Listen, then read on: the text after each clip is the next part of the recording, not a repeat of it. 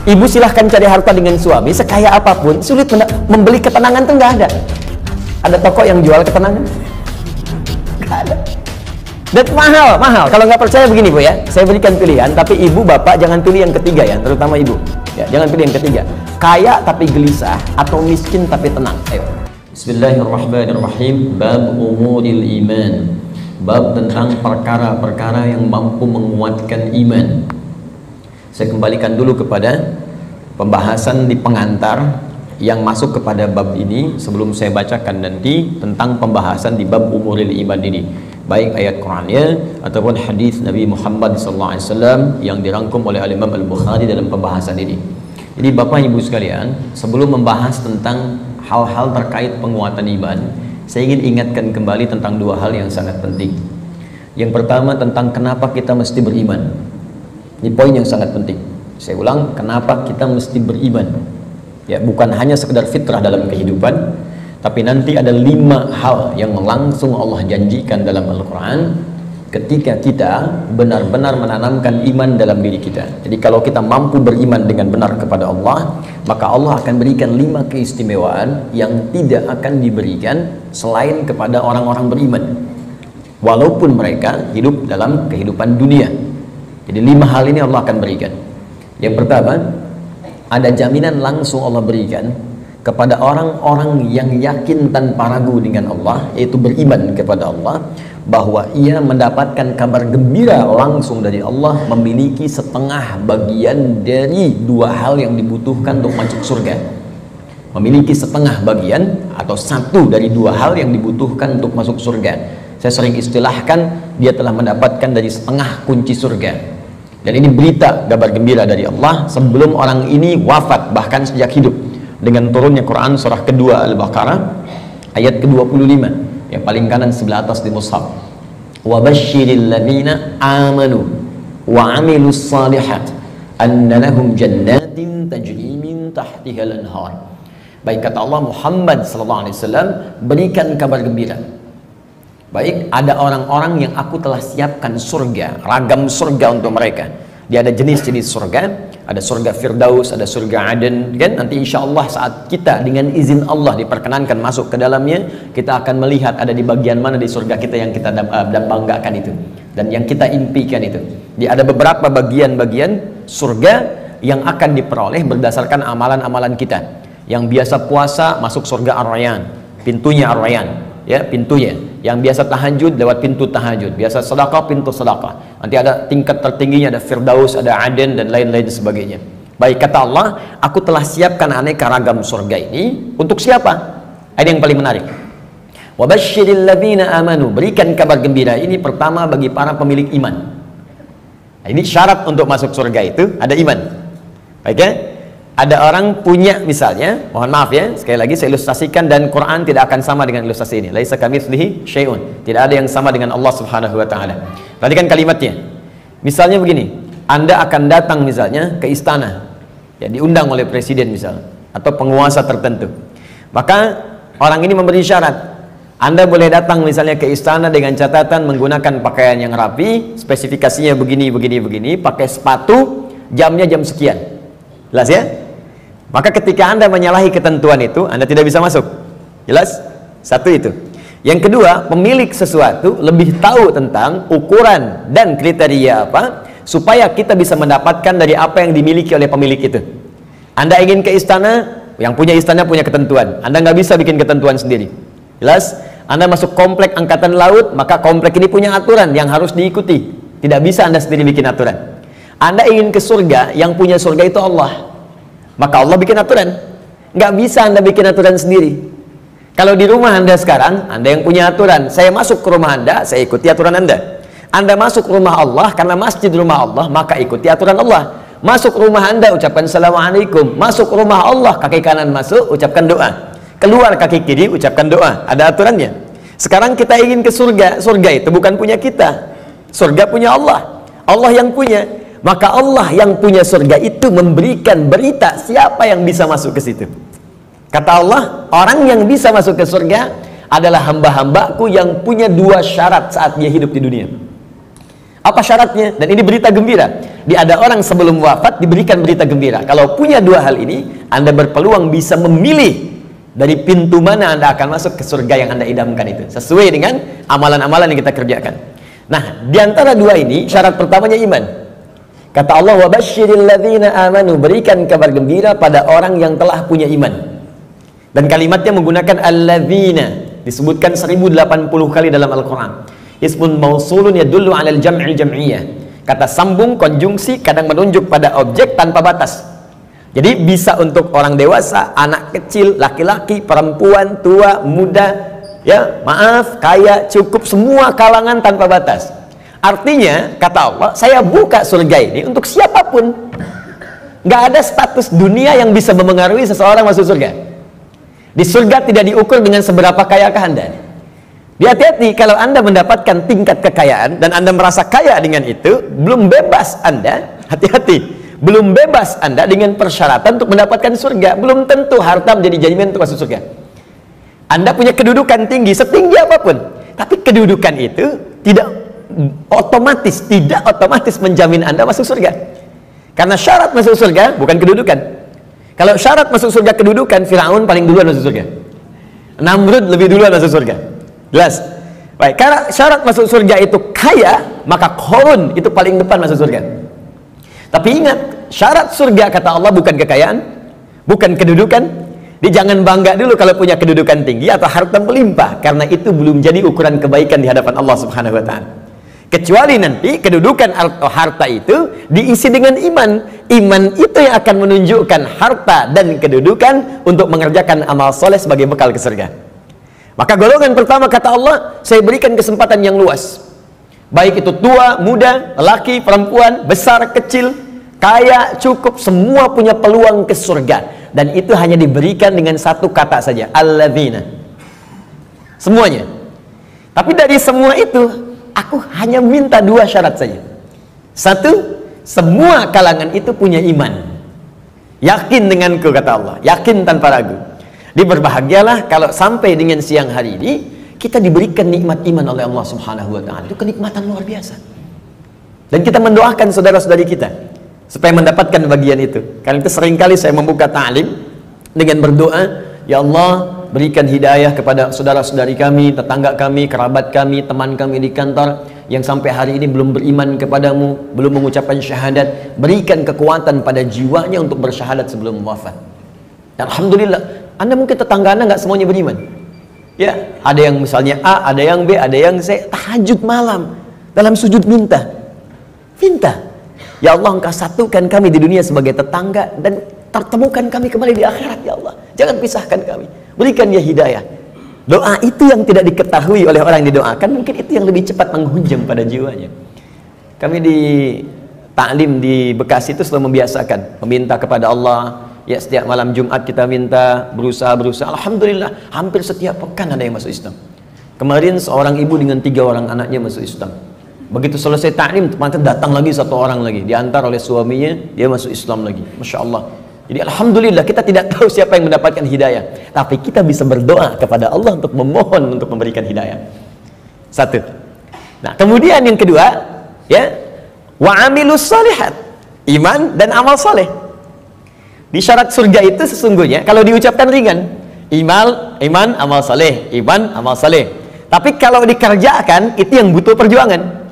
Dan ini gambaran di Quran itu indah, ya. Ini sekaligus isyarat. Wawunya ma'iyah, Pak, Bu. Ma'iyah itu sesuatu yang bersanding, nempel. Ya. Adi wa Ahmad zahaba ila masjid, misalnya Nurul Bahri. Adi wa Ahmad, Adi dan Ahmad, zahaba, keduanya pergi ila masjid Nurul Bahri, ke masjid Nurul Bahri. Adi dan Ahmad kalau menggunakan wa artinya dempet, nggak pisah, bersamaan, wawunya ma'iyah bareng. Ya, Allah menyampaikan wa basyiril ladzina amanu wa amilus shalihat. Syarat untuk masuk surga itu duanya bersamaan, nggak bisa berdiri salah satu. Ya, satu iman, 2 amal soleh. Nah, kalau kita baca dengan kaidah ilmu nahwu, otomatis keduanya ini akan saling terkait, berkelin dan memengaruhi. Artinya orang yang beriman pasti beramal soleh. Artinya amal soleh itu nggak mungkin muncul kecuali dari iman. Kalau amal, semua beramal. Ya, yang belum beriman pun bisa beramal, tapi belum tentu disebut soleh. Ingat, ya, tayyib mungkin non muslim bisa mendapatkan tayyib. Ya, khair mungkin, karena baik itu banyak di Quran. Ada khair, awas, ada tayyib, hati-hati. Ada ma'ruf, ada ihsan, ada saleh. 5. Tayyib, kebaikan fisik. Ya, kalau Anda makan yang sehat, yang menyehatkan, yang dibutuhkan, itu tayyib namanya. Itu anjuran di Quran surah kedua ayat 168. Kata Allah, kalau ingin cari makan, tidak semua yang diinginkan mesti dikonsumsi. Cari yang menyehatkan untuk tubuh. Ya ayyuhan nasu kulu mimma fil ardi halalan thayyiba. Hei semua manusia, ini rumus dalam Al-Quran, universal sifatnya. Kalau Anda ingin menyebar di bumi untuk cari makan, silahkan. Kalau sudah dapat dengan cara yang halal, jangan melanggar ketentuan hukum di mana kamu tinggal. Dapat dari situ, berikan yang bermanfaat untuk tubuh. Tidak semua yang diinginkan itu harus dikonsumsi. Yang dibutuhkan itu yang didapatkan. Haus berarti butuh minuman. Yang penting minum. Gak semua yang diinginkan harus kita minum. Alhamdulillah ada air bening, minum ya minum. Jangan menyulitkan diri sendiri pesan sesuatu yang tidak ada. Akhirnya membuang banyak tenaga dan waktu, dan membuang peluang amal baik yang mungkin kita kerjakan seketika. Sudah ada air bening, pengen jusnya, wah Masya Allah buah naga yang dari Hongkong misalnya. Nyari, gak ketemu, muter-muter sampai sore. Jam 5 baru dapat. Dari siang sampai jam 5 itu mungkin bisa dipakai apa gitu. Bisa tilawah, bisa baca, bisa berkreasi, macam-macam. Baik itu tayyib. Karena itu kalau Anda bertanya pada orang Arab, kaifa haluk ya akhi, apa kabar? Dia katakan alhamdulillah ana tayyib, artinya dia sehat. Kuat. Yang kedua, ada khair, itu sifat. Sifat baik, sifatnya. Ya, jadi kadang-kadang kan ada yang fisiknya sehat, tapi kan pikirannya nggak bagus. Ya, tampilan bagus, pakai jas, pakai dasi, luar biasa gitu kan. Tapi pencuri juga. Ya, penipu juga gitu. Nah, kalau kita ingin rubah menjadi baik sifatnya, maka rubah kalimatnya menjadi khair. Khair, ya. Karena ada Bang Tayyib 2 kali puasa, 2 kali lebaran nggak pulang-pulang, padahal dia sehat kan. Nah, kalau kita ingin rubah pada sifat, jadikan khair. Quran surah 3 ayat 110. Kuntum khaira ummah. Orang Islam itu pasti sifatnya baik. Kata Allah, kalian umat terbaik. Sifatnya jujur, sabar, tawadu. Jadi kalau ada orang itu jujur, orang Islam tuh mesti lebih jujur. Kalau ada orang sabar, orang Islam lebih sabar. Kalau ada orang tawadu, rendah hati, yang muslim itu pasti lebih rendah hati. Cukuplah keislaman kita menjadikan kita baik, punya sifat baik. Ini aneh sebetulnya kalau ada orang Islam nggak baik, itu aneh. Karena semua ajaran di Quran membimbing kita jadi baik, Pak, Bu. Jadi kalau semuka bumi se-Indonesia aja lah muslim, sudahlah, pasti baik. Jadi kalau ada orang Islam berbuat yang tidak baik, pasti ada yang tidak tepat dengan pelajaran keislamannya. Mustahil itu. Ya, mustahil ada orang Islam melakukan bom, ya misalnya ya, di tempat-tempat yang tidak dibenarkan. Bom bunuh diri, bom ini, bom itu, tembak orang, bunuh orang, tusuk orang, itu mustahil. Ya, Quran sih mengatakan orang yang sengaja merencanakan pembunuhan, apalagi kemudian menyebabkan satu orang beriman meninggal, itu sama dengan pesan kapling di neraka jahanam. Buka Quran surah keempat An-Nisa ayat 92 sampai 93. Wa may yaqtul mu'minan muta'ammida fajaza'uhu jahannam. Maka siapapun yang merencanakan pembunuhan, apalagi pada satu orang korbannya orang beriman, maka balasan yang setimpal untuknya neraka jahanam kalau tidak dia bertobat. Ya, wa ghadiballahu alaihi, Allah murka kepadanya, wa la'anahu, melaknatnya, wa a'adda lahu azaban azima, dan dijanjikan di neraka azab yang berlipat lebih daripada orang biasanya, neraka jahanam lagi. Pertanyaan saya, orang beriman mana yang cita-citanya pengen masuk neraka jahanam? Tunjukkan pada saya. Mustahil. Dan bagaimana bisa bertobat kalau saat meledakkan diri itu dia meninggal? Bagaimana bisa tobat? Makanya hati-hati kalau ada ajakan-ajakan tuh lukai orang, tembak orang, bom orang. Saya sering kali sampaikan, dulu pertama bom kejadian, mudah-mudahan tidak pernah terjadi lagi di bumi kita Indonesia ini, insya Allah, ya, Jalan Tamrin tuh meledak. Saya di Lampung tuh, orang polos sekali bertanya, Ustaz, apakah bom di Jalan Tamrin termasuk jihad? Fisabilillah. Saya bilang, Pak, sependek pengetahuan saya, jihad fisabilillah itu jihad di jalan Allah, bukan di Jalan Tamrin. Hati-hati lah. Ya. Kita balikan. Jadi satu itu iman, ya. Nah, kaidahnya adalah kemudian kembalikan tayyib, khair. Khair itu baru sifat, jujur itu sifat. Kalau sifat kemudian diaktualisasikan dalam bentuk sikap, maka berubah dari khair jadi ma'ruf namanya. Ma'ruf. Jujur itu sifat, disogok tidak menerima, sikap namanya. Jelas. Jujur itu sifat, diajak korupsi menolak, sikap namanya. Sifatnya khair, sikapnya ma'ruf namanya. Jelas, karena itu khair dengan ma'ruf seringkali disandingkan dalam Al-Quran. Quran surah ketiga, Ali Imran ayat 104. Wal takum minkum ummatun yad'una ilal khair wa ya'muruna bil ma'ruf. Hendaklah ada satu komunitas, kata Allah, berhimpun untuk menyebarkan sifat-sifat baik dan saling mengajak pada kebaikan.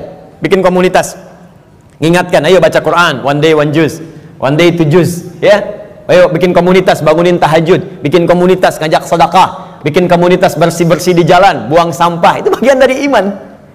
Baik ya. Kemudian Bapak Ibu, tapi ingat, untuk ma'ruf ini berbuat baik bukan hanya melekat pada orang Islam saja. Non muslim pun banyak yang baik. Silahkan cek, ada non muslim yang suka nyumbang, ya, bantu bangun jalan, bantu fasilitas, ada fasilitas umum, bantu orang-orang lepas dari kemiskinan, bantu orang-orang kasih obat, ada, baru sampai ma'ruf. Karena itu disebutkan yang keempat, awas, ada sifat kebaikan khusus yang semua kebaikan itu diniatkan hanya karena Allah. Bantu ini karena Allah, kerjakan ini karena Allah, baik juga, cuma niatnya dikerjakan karena Allah. Pahlawan kita berjuang, Pangeran Diponegoro sampai terakhir Kahar Muzakir, ya, yang kemudian diberikan gelar pahlawan. Apa niat sesungguhnya? Kalau Anda buka Riyadhus Shalihin, karangan Al-Imam An-Nawawi, ada 1896 hadis di kitab Babul Ikhlas bagian pertama, maka akar pertama kali untuk meniatkan mereka berjuang, pertamanya bukan untuk mendapatkan urusan dunia, tapi litakuna kalimatullahi al-ulya. Man qatala litakuna kalimatullahi al-ulya fahuwa fi sabilillah. Niatnya khusus untuk berjihad di jalan Allah Subhanahu wa taala. Berjuang karena Allah, karena Allah, karena Allah. Bantu orang di kemiskinan karena Allah. Bukan karena pekerjaannya, tapi kebaikan itu dikerjakan karena Allah. Dan merasa diawasi oleh Allah Subhanahu wa taala. Maka yang keempat disebut ihsan namanya. Ihsan. Di hadis Muslim nomor hadis yang ke-8, an ta'budallaha ka'annaka tara fa illam takun tarahu fa innahu yara. Engkau mengerjakan semua aktivitas yang baik sebagai ibadah karena Allah, seakan-akan diawasi oleh Allah, merasa diawasi walaupun kau tak mampu melihatnya. Itu terjemah yang baiknya. Merasa bekerja karena Allah, makan karena Allah, minum karena Allah, berbuat baik karena Allah, ihsan namanya. Orangnya disebut muhsin. Kalau empat ini dikumpulkan, badan sehat, sifat baik, sikap mulia, dikerjakan karena Allah, thayyib, khair, ma'ruf, ihsan. Empat ini kalau digabungkan menjadi sholih namanya. Sholih. Maka setiap orang tua meminta kepada Allah supaya anaknya jadi saleh. Ibu bermohon, ya Allah, jadikan saya anak soleh. Kata bapaknya, namanya kan Hasan. Bukan Pak, sifatnya saleh. Semua orang tua, saya belum pernah dengar ada orang tua minta, ya Allah jadikan saya anak yang thayyib, khair. Tidak, saleh, sudah fitrah. Dan itu sudah dimohonkan sejak anak dalam kandungan, kata Allah, sudah fitrah. Itu ada di Quran surah ke-7 ayat 189. Falamma taghasyaha hamalat hamlan khafifa famarrat bi. Falamma athqalat da'awallaha rabbahuma la in ataitana sholiha lanakunanna minasyakirin. Ketika suami istri berhubungan sampai kemudian istrinya mengandung, kandungan ringan sampai dengan berat, tatkala kandungan semakin berat menjelang ke persalinan, kedua orang itu suami dan istri mulai berdoa kepada Allah. Fitrahnya sudah minta, ya Allah, mohon jadikan anak saya nanti saat lahir jadi anak yang saleh. Dengan itu ya Allah kami bersyukur dan akan mengganti semua sakit yang dirasakan oleh istri saya yang sedang mengandung ini. Saleh. Nah, apa yang menyebabkan seseorang soleh terkumpul empat ini? Kata Allah, kalau iman ada dalam dirinya, maka semua pekerjaan dia akan dituntun menjadi soleh. Pekerjaan disebut amal, disatukan dengan soleh menjadi amal soleh. Di iman seseorang itu otomatis akan menuntun seseorang berbuat amal soleh. Jadi kalau ada orang punya iman gak beramal soleh, dipertanyakan bagaimana kualitas iman dalam dirinya, dipertanyakan. Karena otomatis Pak, Bu, kalau ada iman, kata Allah, itu otomatis membimbing dia, mengantarkan pada amal soleh. Makanya orang punya iman itu sering diingatkan ketika akan berbuat amal yang salah. Gak percaya silahkan Pak, keluar dari sini, coba Bapak iseng-iseng pakai sendal orang lain. Ya, jangan diteruskan, iseng aja, misalnya kan, injak gitu kan. Itu pasti hatinya akan berkata, itu bukan punya kamu. Itu imannya mengingatkan. Kalau iman semakin tinggi, Anda keluar dari masjid aja, kaki kanan keluar, ditarik lagi tuh. Anda akan tarik, karena yang keluar itu kiri, masuk kanan. Ke toilet masuk kiri, keluar kanan. Tuh. Ya, itu semakin tinggi iman, maka iman itu akan mendorong Anda berbuat amal saleh dari ujung kepala sampai ujung kaki. Makanya saya sering katakan di dalam Al-Quran, jika kita sudah punya iman, maka semua fungsi tubuh kita akan disebutkan imannya dulu sebelum menyebutkan fungsinya. Mata untuk melihat, sebelum melihat imannya dulu. Turun Quran surah 24 ayat 30 untuk laki-laki, 31 untuk perempuan. Qul lil mu'minina yaghuddu min absarihim. Untuk perempuan, wa qul lil mu'minati yaghuddna min absarihinna. Katakan pada pria-pria yang sudah punya iman, imannya dulu. Dan katakan pada perempuan-perempuan yang sudah punya iman, matanya hanya boleh dipakai melihat yang baik-baik saja. Kalau yang dilihat tak baik, maka imannya akan membimbing mata untuk memalingkan ke arah yang lebih baik. Memalingkan pandangan ke arah yang lebih baik disebut dengan ghaddul basar namanya. Anda menatap begini, Masya Allah, tapi yang ditatap istri orang. Maka iman berkata jangan teruskan, palingkan, palingkan. Ya, proyek yang tidak baik gak akan dilihat. Ya, barang yang bukan milik Anda gak akan dilihat, palingkan, palingkan, palingkan. Gambar-gambar yang tak seronok, palingkan. Jelas ya? Nah, itu iman. Silahkan cek semua fungsi tubuh kita. Itu umumnya sebelum disebutkan imannya dulu. Lisan, Quran surah 49 ayat 11. Itu sebelum disebutkan fungsi lisan, iman dulu. Ya ayyuhalladzina amanu la yaskhar qaumin qaum. Ayat 12-nya, ya ayyuhalladzina amanu la yaghtab ba'dukum ba'dha. Pokoknya setiap tubuh ini mau bergerak, iman dulu, iman dulu, iman dulu. Ingin memberikan isyarat agar iman itu memiliki fungsinya untuk mengerjakan amal soleh. Kenapa diminta beramal soleh? Supaya masuk surga, itu Pak. Dan supaya kita nggak capek, diberikan setengahnya oleh Allah, tinggal setengah lagi. Jadi sebetulnya Allah itu ingin hambanya itu masuklah, masuk. Cuman karena hikmah kehidupan menjadikan kita mesti berikhtiar, saking baiknya Allah dikasih setengah. Ayo setengah diambil. Bahkan setengah ini diberikan dalam kandungan. Cuman sayang, fa'abawahu yuhawidani au yunasrani au yumajjisani. Lahirnya kan fitrah, ada iman dalam dirinya, makanya dia mencari Tuhan. Cuman sayang lingkungan yang merubah dia menjauh dari Allah. Ada yang pengaruh ini, ada yang pengaruh itu, lingkungan, karena TV, karena tinggal di tempat tertentu, karena pasangan. Ya, Masya Allah, tega meninggalkan cinta Allah hanya untuk cinta dunia. Tega meninggalkan cinta Allah hanya untuk cinta manusia. Padahal manusia itu mati, Allah selalu hidup. Ya, bayangkan. Ya, mencintai sesuatu yang gak ada itu kan semu sifatnya. Anda mencintai barang, barangnya rusak. Ketika barangnya rusak, bagaimana cintanya bisa bertahan? Cinta manusia tidak abadi. Kalau ingin abadi, bawa dia sampai mendapatkan ridha Allah, sampai ke surga, baru abadi. Tapi kalau Anda mengeluarkan diri Anda dari surga, bagaimana bisa abadi? Ya, aku mencintaimu dengan syarat engkau pindah agama. Begitu pindah, meninggal. Cinta nggak dapat, surga cuma mimpi. Ya, Pak? Jelas ya? Baik, jadi teman-teman sekalian, bagian pertama, ketika Allah meminta kita beriman, sesungguhnya dengan iman itu Allah ingin memberikan garansi kepada kita bahwa Anda hamba yang terlindungi, dengan izin Allah bisa mendapatkan surga jika iman itu kita gunakan untuk menenun amal saleh. Jelas? Kalau amal saja tidak ada iman, maka tidak menjadi saleh.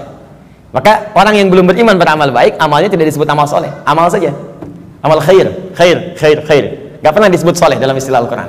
Jelas ya? Nanti ketika dia berbuat baik dibalas di dunia. Cuman karena kaidah surga itu ada iman, dan iman itu nggak ada, maka di akhirat tidak diberikan balasannya. Keadilan Allah menjadikan balasan itu diberikan di dunia. Karena investasi amalan itu bukan untuk akhirat, dunia. Karena niatnya dunia, dikasih dunia. Kalau untuk akhirat, diberikan juga akhirat bagiannya. Turunlah Quran surah ke-25 ayat 23. Nanti kalau ada non-muslim bertanya, di mana keadilan Allah Tuhanmu itu? Jadi kalau ada orang nggak beriman berbuat baik, nggak masuk surga. Tapi ada orang beriman salah juga, berpeluang masuk surga. Maka jawab kepada beliau, ya, kaidah surga itu kaidahnya syarat iman yang pertama kali, ya, bukan syarat dunia. Maka ingin masuk surga ada persyaratan. Anda masuk kampus ada persyaratan, masuk surga pun ada persyaratan. Anda lulus di satu hal tapi nggak lulus di yang lainnya, nggak bisa masuk kampus. Anda lulus satu hal nggak lulus yang lainnya, ya sulit masuk surga. Karena syarat surga beda dengan kampus. Syarat surga yang pertama itu adalah iman. Tapi saking adilnya Allah, kebaikan dia di dunia dibalas oleh Allah dengan cepat saat dia hidup di dunia. Maka turun ayat, wa qadimna ila ma'amilu min amalin faja'alnahu haba'an manthura. Jika ada orang belum beriman berbuat baik, kata Allah, saya akan cepat balas kebaikannya saat di dunia. Cuman karena amalan itu bukan amalan surga, maka saat ke akhirat nanti itu hanya akan jadi debu yang berterbangan yang hanya dia tatap saja. Jelas sampai sini? Dan ini ayat turun karena pertanyaan Sayyidah Aisyah radhiyallahu taala anha kepada Nabi. Ya Rasulullah, si fulan orang baik, suka berbagi, cuman nggak beriman sampai saat ini. Bagaimana statusnya? Turunlah kemudian ayat ini. Jelas? Jadi kalau ada yang bertanya lagi sekarang, katakan Anda terlambat Pak. 15 abad yang lalu sudah ada pertanyaan Sayyidah Aisyah tentang itu. Turun ayat begini, sampaikan dengan sebaik-baiknya dengan cara yang paling lembut. Jelas? Satu, kenapa kita beriman? Pertama, karena ada kasih Allah pada orang beriman untuk menempatkan di tempat terbaik saat dia pulang kepada Allah Subhanahu wa taala. Dua, saya agak cepat. Orang beriman dijanjikan oleh Allah akan memiliki ketenangan dalam hatinya. Secara singkat, orang beriman itu Allah akan berikan ketenangan pada jiwanya. Tenang gitu, damai hidupnya. Jaminannya ada di Quran surah ke-48 ayat yang keempat. Walladzi anzalas sakinata fi qulubil mu'minin liyazdadu imanan ma'a imanihim. Dialah Allah yang akan menanamkan ketenangan pada jiwa orang-orang beriman supaya dia yakin dengan keimanannya. Nikmat juga beriman. Jadi tambah lagi imannya, tambah lagi imannya. Ini kata Allah, orang beriman itu pasti tenang. Dan ketenangan itu mahal, Bu. Sulit dicarinya. Ibu silahkan cari harta dengan suami sekaya apapun, sulit membeli ketenangan tuh nggak ada. Ada toko yang jual ketenangan? Nggak ada. Dan mahal. Kalau nggak percaya begini Bu ya, saya berikan pilihan, tapi ibu bapak jangan pilih yang ketiga ya, terutama ibu.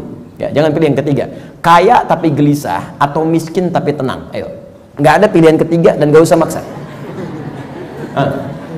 Kaya tapi gelisah atau miskin tapi tenang, pilih mana? Tuh. Kan?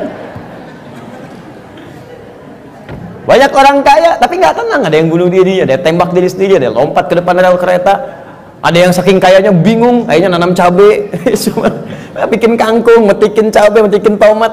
Terus Anda ngapain kalau cuma numpukin harta buat metikin tomat? Petani kita nggak kaya-kaya amat bisa metikin tomat juga. Coba lihat, Anda bayangkan. Jadi tidak selalu Bapak Ibu sekalian kekayaan itu bisa berkonotasi seimbang, equal misalnya dengan ketenangan, belum tentu. Tapi iman itu jaminan dari Allah, orang beriman itu pasti tenang. Ada kedamaian dalam jiwanya. Enak gitu. Bahkan kalau sudah dapat halawatul iman, bukan cuman kedamaian, Allah akan berikan ketenangan dalam kehidupannya dalam bentuk keamanan, aman dari gangguan, tenang, nikmat. Maka diturunkan oleh Allah Quran surah ke-18 ayat 13. Saking tenangnya, tidur di gua aja enak. Bayangkan, gua loh, fasilitasnya tahu sendiri lah. Di gua, ya sudah, maaf, cahaya sudah terbatas, hampir tidak ada. Makanan bagaimana mendapatkannya, tempat tidurnya kemudian juga pasti keras. Tapi kok bisa ada yang tidur di gua selama 309 tahun? Saking enaknya tidur, gak ada yang ganggu Pak. Bu, nikmat. Ya, yang memberikan nikmatnya Allah, miring kanan kiri, matahari diatur oleh Allah, terbit di sini, terbenam di sini, selalu tersinari di dalamnya. Sehat-sehat aja, bangun 309 tahun, Anda bayangkan? Ya, ada orang sekaya-kayanya baru 3 menit udah bangun lagi, pling, telepon muncul. Di pejabat memang bagus, kedudukan tinggi, tapi setiap 3 detik kerja ini, kerja itu. Baru tidur sebentar, bangun lagi, Pak ada kejadian begini, bangun. Ini 309 tahun tidur cuman di gua. Fasilitas hampir nggak ada, tapi jaminan itu ada. Maka di ayat 13 di surat Al-Kahf, surat gua, ya, nahnu naqussu 'alaika naba'ahum bil haqq innahum fityatun, belum selesai, amanu bi rabbihim wazidnahum huda. Kata Allah, kami akan kisahkan pada Anda tentang kisah yang sebenar-benarnya, tanpa dikurangi, tanpa ditambahkan, sebenarnya hak. Jadi ada sidqun, ada hak. Kalau sidqun, ma yahtamilu sidqa wal kadzib, kadang benar, kadang tidak. Tapi kalau hak pasti benar, nggak bisa ditolak. Matahari terbit di timur, terbenam di barat, hak. Karena itu semua yang hak sumbernya hanya kepada Allah. Al-haqqu mir rabbika fala takunanna minal mumtarin. Al-Baqarah 149. Al-haq. Nah, sekarang kembalikan. Kata Allah, kami akan kisahkan pada Anda kisah yang sebenar-benarnya. Ya, tanpa kamuflase, tanpa rekayasa. Innahum fityatun, kisah tentang para pemuda yang berlindung di gua. Diberikan oleh Allah keamanan, dikejar-kejar, bukan sekedar dipersekusi, bukan sekedar diintimidasi, ya, maaf, bisa dieksekusi. Berlindungnya di gua, tapi nikmat sekali di gua itu, bisa tidur enak, nyaman, makan juga kenyang langsung diisikan di perutnya, Tidur bolak-balik, gak ada yang ganggu, 309 tahun Anda bayangkan. Salatu mi'atin wazdada tis'a, 309 tahun. Siapa mereka? Innahum fityatun, sungguh mereka itu para pemuda, tapi bukan pemuda biasa. Ada sesuatu yang melekat pada dirinya. Amanu, yang sangat beriman kepada Allah. Pesan ayat ini, ya, kata para pakar Al-Quran, sesungguhnya ingin memberikan pesan pada generasi mendatang. Jadi ada kaidah di tafsir itu begini, kalau nggak disebutkan siapa orangnya, kapan kejadiannya, maka pesan yang berlaku di ayat itu akan berulang kemudian di masa-masa yang akan datang dengan konteks yang berbeda. Anda sekalipun tinggal di rumah yang sempit, terbatas sifatnya, keadaannya tidak seperti yang lain-lain. RS7, ruangan sangat sempit sekali sehingga selonjoran saja susah, gitu kan? Ya. Tapi kalau ada iman dalam jiwa kita, itu bisa nikmat saja. Dibandingkan tinggal di tempat yang mewah luas, tapi iman nggak ada, kegelisahan itu muncul. Jadi orang beriman itu nggak akan disekat oleh dunia. Tinggal di kontrakan nikmat, di rumah yang luas nikmat, jadi kaya nikmat, cukup hidup juga nikmat aja. Ya, pokoknya beriman itu indah, nikmat itu. Jadi kalau kita beriman sampai saat ini dan tidak menikmati kehidupan kita, dipertanyakan ada apa yang salah dengan iman kita. Kata Allah, beriman itu nikmat, tenang hati. Ini kok rumah mewah, mobil banyak, gitu kan? Ya lihat mendung aja sedikit udah bikin status. Mendung ya, kayak suasana hatiku. Apa yang mau dicari? Ya, coba lihat. Sekali-kali saya tuh jarang berinteraksi dengan media sosial. Cuman kalau udah lihat, saya lihat nih, ada teman-teman official lihat, misalnya, saya suka kadang-kadang suka nggak betah ngelihat ini. Ini orang kenapa hidupnya? Dikit-dikit ngeluh gitu kan? Maunya apa? Ya belum musim hujan minta hujan, dikasih hujan minta jangan hujan. Maunya apa gitu? Ya, kenapa kita nikmati aja? Iman itu indah, iman, wah masya Allah. Kasih hujan, alhamdulillah, banjir pakai berenang. Jadi solusi. Jadi itu teman-teman sekalian ya. Selanjutnya ada jaminan Allah yang selanjutnya ya, orang beriman pasti bahagia kata Allah dan cenderung sukses. Tidak cukup dengan amin, nanti kita belajar dulu. Turun Quran surah ke-23 ayat 1. Qad aflahal mu'minun. Qad aflahal mu'minun. Orang beriman itu dijamin oleh Allah. Saya artikan dijamin karena kalimatnya menggunakan qad, harfu tahqiq, huruf jaminan. Qad, harfu tahqiq, huruf jaminan. Qad aflahal mu'minun. Orang beriman pasti menggenggam kebahagiaan dan kesuksesan. Aflah itu dari kata falah. Kalau di bahasa Inggris, di kamus bahasa Inggris itu diartikan success and happiness. Sukses dan bahagia. Ya, digenggam. Kalau digenggam menjadi aflah namanya, aflah. Kata Allah, orang beriman itu pasti menggenggam kesuksesan dan kebahagiaan. Pasti tergenggam dalam diri. Cukuplah dengan beriman akan bahagia.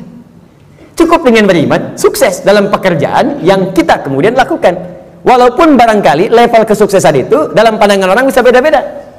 Bagi si A, manajer itu bagian kesuksesan hidupnya.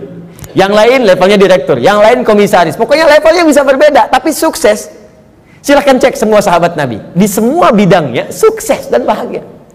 Ali bin Abi Thalib dengan pengajar, cita-citanya menjadi pengajar dan menikmati itu, walaupun kekayaan secara kekayaannya, ya sifat materinya mungkin terbatas, tapi beliau merasakan kebahagiaan dan merasakan kesuksesan dengan itu. Abdurrahman bin Auf kaya luar biasa, sampai kapaknya terbuat dari emas. Abdurrahman bin Auf dan menikmati itu dan bahagia juga, bahkan terjamin surga. Ada di lisan Nabi. Utsman demikian, Abu Bakar demikian. Anda bayangkan, dari yang pengusaha, diplomat, birokrat, pengajar, dosen, ada semua, perawat, ada semua levelnya. Dan bahagia beriman, padahal sebelumnya jahiliyah. Bayangkan, perusak, kriminal, macam-macam. Tiba-tiba turun iman, diambil iman itu dengan bimbingan Al-Quran dan petunjuk Nabi lewat sunnahnya, dipraktekkan itu dan bahagia hidupnya. Coba cek. Jadi sebetulnya yang bahagia itu ungkapannya sederhana. Bahagia itu sederhana ketika iman tertanam dalam jiwa. Kalau dunia relatif, bahagia itu sederhana, cukup dengan secangkir kopi. Bagi tukang kopi, tukang teh tidak, ya kan? Bagi yang minum teh, yang minum kopi tidak. Nah, jadi teman-teman sekalian, iman. Nah sekarang maksud saya begini, kita ingin evaluasi Kalau sampai siang hari ini iman yang sudah Allah tanamkan di jiwa kita belum sampai melahirkan hal-hal tadi, maaf ya kalau bicara surga belakangan, karena itu hak prerogatif Allah Subhanahu wa taala. Kita hanya berikhtiar. Apakah iman itu sudah membuat diri kita tenang? Sudah membuat kita bahagia? Apakah iman itu sudah membimbing kita sukses dalam hidup? Dan puncaknya, apakah iman itu sudah membimbing kita beramal soleh?